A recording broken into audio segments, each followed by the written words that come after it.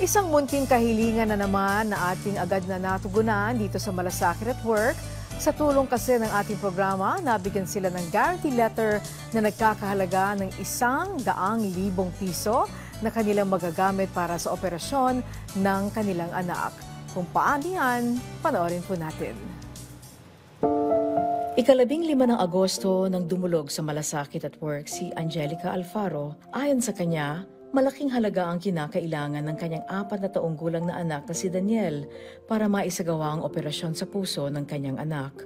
Sinabi kasi ng doktor sa Philippine Heart Center na sumuri sa kanyang anak, may 4 na butas at may bara sa ugat sa puso ni Daniel. Tanging operasyon na lamang din ang lunas para sa kalagayan ng kanyang anak. Yun nga po, kailangan po, binigyan ko siya ng kukulti ng doktor at ang kukulti ko iskalat din po. Kailangan po, nag-ibig po ako dito. Makakaan ng operasyon. Sana po, matulog po ako. Ibigin malaki ng kulit para po. Matulungan pa po yung tuwan ng anak. Nung araw din na yon, tayo'y nakipag-ugnayan sa tanggapan ni Senator Christopher Bongo.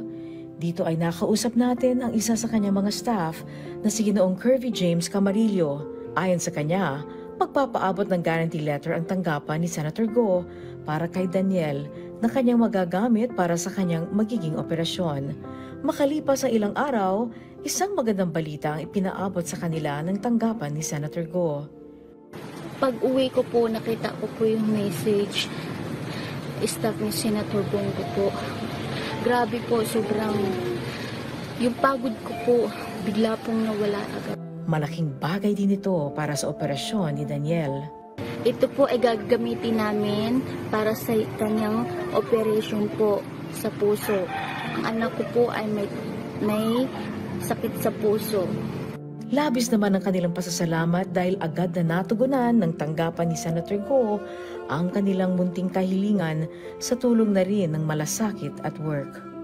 Ang masasabi ko lang po kay Senator Bongo, kay Ma'am Angelic Lasso at PTV Malasakit at Work, maraming salamat po dahil sa inyo nadagdagan po yung GL na naipon namin.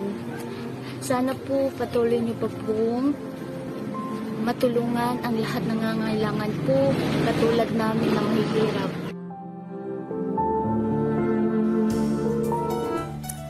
At sa mga nais pong dumulog sa ating programa, maaari po kayong magpadala ng inyong mensahe sa ating official Facebook page, PTV Malasakit at Work.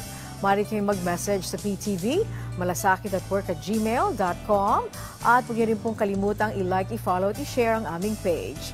Muli, ang tunay na malasakit ay laging at work.